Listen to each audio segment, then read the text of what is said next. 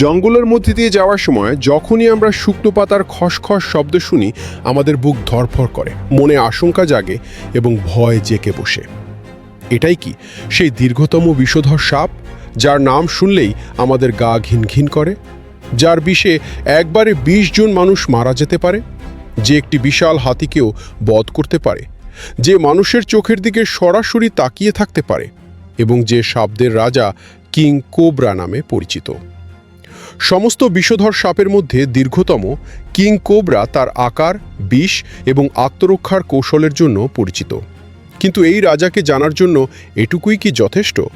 আমরা এর সম্পর্কে আরও অনেক কিছু জানতে পারি, যেমন কেন এটি এই নাম পেল, এটি অন্যান্য সাপ থেকে কিভাবে আলাদা, কোনো পরিস্থিতিতে এটি মানুষকে কামড়ায়, এর বিষ মানুষের উপর কিভাবে প্রভাব ফেলে, এর শিকার কারা এবং কারা একে শিকার করতে পারে, এর পারিবারিক জীবন কেমন, এবং ভারতীয় সংস্কৃতি ও বাস্তুতন্ত্রে এমন একটি বিষধর সাপকে এত গুরুত্ব দেওয়ার কারণই বা কী হতে পারে। শরীরের ভারসাম্য রক্ষায় এর অবদান কী? কিং কোবরাকে কাছ থেকে দেখলে এর জীবন সম্পর্কে অনেক কিছুই জানা ও বোঝা যায়। তাই আজ কিং কোবরার উপর নির্মিত এই তথ্যচিত্রটি অবশ্যই শেষ পর্যন্ত দেখুন। এদের পা নেই, তবুও এরা হামাগুড়ি দিয়ে দ্রুত দীর্ঘ দূরত্ব অতিক্রম করতে পারদর্শী। প্রায়শই সাপের নাম বিপদের সতর্কবার্তার মতো শোনায়, কারণ অনেক সাপই বিষধর ও মারাত্মক, কিন্তু সব সাপই বিষাক্ত নয়। এই পৃথিবীতে ৩,০০০-এরও বেশি প্রজাতির সাপ রয়েছে, যার মধ্যে কিছু খুব ছোট, কিছু খুব বড়, কিছু রঙিন এবং কিছু কেবল কালো। একইভাবে কিছু প্রজাতির সাপ নিরীহ, আবার কিছু বিষে পরিপূর্ণ। একইভাবে প্রায় ৬০০ প্রজাতির বিষধর সাপ রয়েছে, কিন্তু এর মধ্যে মাত্র ২০০টি প্রজাতি মানুষকে আহত করতে বা প্রাণঘাতী হতে পারে। এই বিষধর প্রজাতিগুলোর মধ্যে সবচেয়ে লম্বা প্রজাতি হল কিং কোবরা, যা সর্পজগতে আধিপত্য বিস্তার করে। সর্বোপরি এটি সবচেয়ে লম্বা বিষধর সাপ। এখন যদিও এর চেয়ে দৈর্ঘ্যে বড় অনেক সাপ রয়েছে, যেমন boa python, African rock python, boa constrictor এবং ইয়েলো অ্যানাকোন্ডা, কিন্তু সেগুলো ততটা বিষধর নয়। তাই কিং কোবরার চেয়ে আকারে বড় হওয়া সত্ত্বেও একে এখনও রাজা বলা হয়। কিং কোবরা যে বৃহৎ গোষ্ঠীর সদস্য, তাকেই রাজা বলা হয়। সরীসৃপ হলো এমন একটি গোষ্ঠী যার মধ্যে শুধু সাপই নয়, কুমির, ব্যাঙ এবং টিকটিকিও অন্তর্ভুক্ত। ডাইনোসররাও সরীসৃপ ছিল। এই সরীসৃপরা পৃথিবীতে ৩০ কোটিরও বেশি বছর ধরে বাস করে আসছে। এদের মধ্যে একটি হলো কিং কোবরা, যা তার লম্বা, নমনীয় দেহের জন্য পরিচিত। এর চামড়া শুষ্ক ও আঁশযুক্ত এবং এটি শীতল রক্ত বিশিষ্ট, অর্থাৎ এটি তার শরীরের অভ্যন্তরীণ তাপমাত্রা নিয়ন্ত্রণ করতে পারে না। এই সাপগুলো প্রচণ্ড ঠান্ডা আবহাওয়ায় বাঁচতে পারে না, তাই অ্যান্টার্কটিকা ছাড়া পৃথিবীর সব মহাদেশেই কিং কোবরা পাওয়া যায়। এটি দক্ষিণ পূর্ব এশিয়া, দক্ষিণ চীন এবং ভারতের অনেক অংশে বাস করে। এটি শুধু জঙ্গলেই বাসা বাঁধে না, বরং মরুভূমির তৃণভূমি এবং জলাভূমিতেও অভিযোজিত। এটি জলের কাছাকাছি থাকতে পছন্দ করে এবং সহজেই দীর্ঘ দূরত্ব সাঁতার কাটতে পারে। তবে এটি গাছে থাকতেই বেশি পছন্দ করে, যে কারণে এটি তার জীবনের বেশিরভাগ সময় গাছেই কাটায়। একটি কিং কোবরা প্রায়শই ১২ ফুট লম্বা হয়, তবে এটি ১৮ ফুট পর্যন্ত বাড়তে পারে এবং এর ওজন ৬ কিলোগ্রাম পর্যন্ত হতে পারে। একটি পূর্ণবয়স্ক কিং কোবরাকে হলুদ, সবুজ, বাদামি বা কালোর মতো বিভিন্ন রঙের হতে দেখা যায়। এর শরীরের রং নির্ভর করে এটি কোন অঞ্চলে বাস করে তার উপর। কিছু কিং কোবরা এমনকি অনুজ্জ্বল হয়, অর্থাৎ তারা বেশিরভাগই সাদা। একটি কিং কোবরার পিঠে কোমরের মতো বা সাদা আড়াআড়ি দাগ থাকতে পারে এবং এর নিচের অংশ আড়াআড়ি দাগসহ বা দাগ ছাড়া একরঙা হতে পারে। এর গলা সাধারণত হালকা হলুদ বা ক্রিম রঙের হয়। কিং কোবরার এমন কিছু বৈশিষ্ট্য রয়েছে যা একে অন্যান্য সাপ থেকে আলাদা করে। উদাহরণস্বরূপ, অন্যান্য প্রজাতির সাপের ক্ষেত্রে স্ত্রী সাপ প্রায়শই পুরুষ সাপের চেয়ে বড় হয়, কিন্তু কিং কোবরার ক্ষেত্রে পুরুষ কোবরাটি স্ত্রী কোবরার চেয়ে লম্বা এবং ভারী হয়। আরেকটি বৈশিষ্ট্য হলো এর মাথায় ১১টি বড় কাঁটার উপস্থিতি, যা একে একটি মুকুটের মতো চেহারা দেয়। এটি দেখে মনে হয় যে এটিই সাপের রাজা, কিং কোবরা, কারণ এর মুকুট একে অন্যান্য কোবরা প্রজাতি থেকে আলাদা করে। বর্তমানে বিভিন্ন প্রজাতির কোবরা পাওয়া যায়, যার মধ্যে ফরেস্ট কোবরা, মোজাইক কোবরা এবং ইন্ডিয়ান কোবরার মতো প্রজাতি রয়েছে। কিন্তু কিং কোবরার বিশাল আকার এবং আঁশ একে বাকিদের থেকে আলাদা করে তোলে এবং এর অন্য কোবরাদের হত্যা করে খেয়ে ফেলার ক্ষমতাও রয়েছে, তাই একে রাজা হিসেবে গণ্য করা হয়। কোবরার বিশেষত্ব হল এটি বিষধর এবং যখন এটি বিপদ আঁচ করতে পারে তখন এটি তার ঘাড়ের পাঁজরের হাড় ও পেশি প্রসারিত করে এবং একটি ফণা তৈরি করে। এর ডাক অনেকটা কিং কোবরার মতোই, কিন্তু আপনি জেনে অবাক হতে পারেন যে সাপের রাজা হিসেবে পরিচিত এই কিং কোবরাটি আসলে সত্যিকারের কোবরা নয়। সত্যিকারের কোবরারা এলাইডি পরিবারের নাজা গণের অন্তর্ভুক্ত, কিন্তু কিং কোবরা এই গণের সদস্য নয়। যদিও দেখতে এটি সত্যিকারের কোবরার মতো, এর বড় ফণা এবং স্বতন্ত্র ডোরাকাটা নকশা একে সত্যিকারের কোবরা থেকে আলাদা করে। তাই এটি এলাইডি পরিবারের ওফিওফ্যাগাস গণের একমাত্র সদস্য। এই গণের উপর ভিত্তি করে এর নামকরণ করা হয়েছে ওফিওফ্যাগাস হায়না। ওফিওফ্যাগাস একটি গ্রিক শব্দ যার অর্থ সাপ খেকো এবং হায়না মানে গাছে বসবাসকারী পরী। যেহেতু কিং কোবরা অন্য সাপ খায় এবং গাছে থাকতে ভালোবাসে, তাই নামটি এর জন্য একদম উপযুক্ত এবং এই ভয়ঙ্কর সাপের বিষদাঁতগুলোও তাই। একটি কিং কোবরার মুখে দুটি বড় বিষদাঁত থাকে। এই বিষদাঁতই শিকারের শরীরে বিষ প্রবেশ করায়। এই বিষদাঁতগুলো 1/2 ইঞ্চি লম্বা এবং উপরের চোয়ালে স্থির থাকে। এই সূচের মতো বিষদাঁতগুলো শিকারকে কামড়াতে এবং বিষ ছাড়তে পারদর্শী। এরা শিকারকে কিং কোবরার পেটের দিকে ঠেলে দিতেও জানে। এই কিং কোবরা তার শিকারকে চিবিয়ে খায় না, বরং আস্ত গিলে ফেলে। কিং কোবরা বছরে প্রায় 5 বার খোলস বদলায়, কারণ তারা ক্রমাগত বাড়তে থাকে এবং তাদের শরীরের আকারের সমান চামড়ার প্রয়োজন হয়। রক্তপিপাসু শিকারী হওয়া সত্ত্বেও একে জ্ঞান ও রাজকীয়তার প্রতীক হিসেবে বিবেচনা করা হয় এবং ভারতীয় পুরাণে এর একটি বিশেষ স্থান রয়েছে। ভারতে একে সুরক্ষা এবং ঐশ্বরিক শক্তির প্রতীক হিসেবে গণ্য করা হয়। বিশ্বাস করা হয় যে ভগবান বিষ্ণুর বাহন শেষ নামক সর্পটি আসলে একটি কোবরা, যার একাধিক কিং কোবরার মাথা রয়েছে।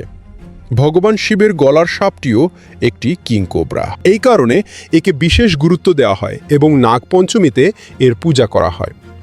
ভারতীয় মন্দিরের ভাস্কর্যেও এর চিত্র অঙ্কিত আছে। ভারতে এর তাৎপর্য এতটাই বেশি যে একে ভারতের জাতীয় সরীসৃপ হিসেবে গণ্য করা হয়। এছাড়াও ভারতীয় উপমহাদেশে কিং কোবরা তার অসাধারণ স্মৃতিশক্তির জন্য পরিচিত। একটি পৌরাণিক কাহিনী অনুসারে যে ব্যক্তি কিং কোবরাকে হত্যা করে তার প্রতিচ্ছবি সাপটির চোখে গেঁথে যায় এবং সেই ছবি দেখে তার সঙ্গী প্রতিশোধ স্বরূপ শিকারীকে হত্যা করে। এর মধ্যে কতটা সত্যতা আছে তা কেউ জানে না, কিন্তু কিং কোবরা একটি ভয়ঙ্কর শিকারী। এটি নিজের চেয়ে বড় প্রাণীও শিকার করতে পারে। যদিও এই শিকারী দিনের যে কোনো সময় শিকার করতে পারে, তবে এটি প্রায়শই দিনের বেলায় শিকার করতে পছন্দ করে, যে কারণে একে দিবাচর প্রাণী হিসেবে গণ্য করা হয়। এটি একটি মাংসাশী, দ্রুত এবং সক্রিয় শিকারী, যা প্রায়শই তার খাদ্য তালিকায় শীতল রক্তের প্রাণী, বিশেষ করে অন্যান্য সাপকে অন্তর্ভুক্ত করে। এটি যেসব সাপ শিকার করে তার বেশিরভাগই নিরীহ প্রজাতির, যেমন এশীয় ইঁদুর সাপ এবং অজগর। তবে এটি শুধুমাত্র বিষধর ভারতীয় কোবরাকেই শিকার করতে পারে এবং ছোট কিং কোবরা গিলে ফেলতেও দ্বিধা করে না। তবে যখন এর পছন্দের খাবার এলাকায় দুষ্প্রাপ্য হয়ে যায়, তখন এটি ইঁদুর এবং কাঠবিড়ালির মতো তীক্ষ্ণদন্তী প্রাণী, সেই সাথে পাখি এবং টিকটিকি খেয়ে বেঁচে থাকে।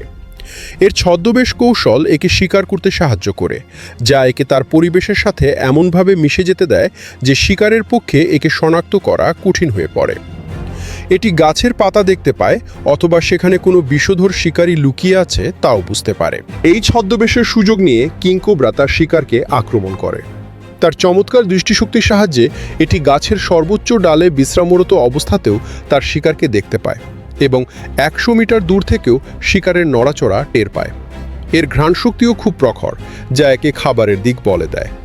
যদিও কিং কোবরার শিকারের গন্ধ শোকার জন্য নাক নেই, এর জিহ্বাও গন্ধ শোকার কাজ করে। এর একটি দ্বিবিভক্ত জিহ্বা রয়েছে, অর্থাৎ জিহ্বাটি 2টি ভাগে বিভক্ত, যা একে গন্ধের দিক খুঁজে পেতে সাহায্য করে। এই জিহ্বাটিকে ভেতরের দিকে ভাঁজ করে কিং কোবরা বাতাসে এবং মাটিতে উপস্থিত গন্ধের কণাগুলো সংগ্রহ করে এবং সেগুলোকে মুখের তালুতে অবস্থিত জ্যাকবসন্স অর্গান নামক একটি বিশেষ সংবেদী গ্রাহকে প্রেরণ করে। এই অঙ্গটি একে শিকারের অবস্থান জানিয়ে দেয়। এই অঙ্গের সাহায্যে কিংকোবরা শিকারীকে শনাক্ত করতে সক্ষম হয় এবং সম্ভাব্য শিকারকেও চিহ্নিত করা হয়। শিকারের অবস্থান নির্ণয় করার পর আক্রমণের পালা আসে। শিকারের দিক ও অবস্থান নির্ধারণ করার পর কিংকোবরা তাকে ফাঁদে ফেলার জন্য পদক্ষেপ নেয়। এটি শিকারকে আক্রমণ করে এবং এক আঘাতেই একাধিক কামড় বসাতে পারে। এই আক্রমণের সময় এর সূচের মতো এবং সূচালো বিষ দাঁত থেকে শিকারের শরীরে বিষ নির্গত হয়। এই বিষ এতটাই শক্তিশালী যে এটি শিকারকে পক্ষাঘাতগ্রস্ত করে ফেলে, ফলে কিংকোবরার পক্ষে তাকে গিলে ফেলা সহজ হয়ে যায়।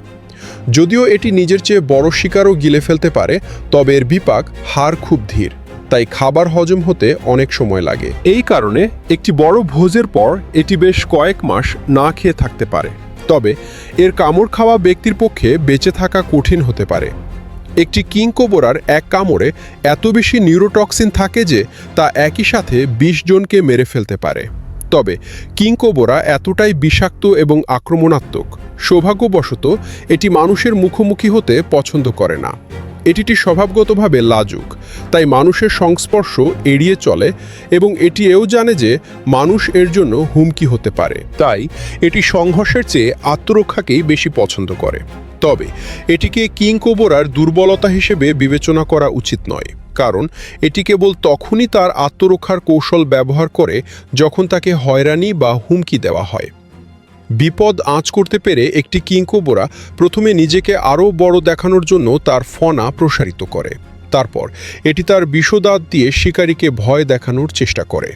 এই সময় এটি একটি হিস হিস শব্দও করে, যা অন্যান্য কোবরার তুলনায় বেশ নিচু স্বরে হয় এবং শুনতে অনেকটা গর্জনরত কুকুরের মতো লাগে। তবে এটি তার শত্রুকে ভয় দেখাতে বেশ কার্যকর প্রমাণিত হয়। প্রয়োজনে এটি তার শরীরের 1/3 মাটি থেকে উপরে তুলে সরাসরি মানুষের চোখের দিকে তাকিয়ে থাকতে পারে। এই পর্যায়ে কিংকোবরার আক্রমণ থেকে বাঁচা প্রায় অসম্ভব হয়ে পড়ে।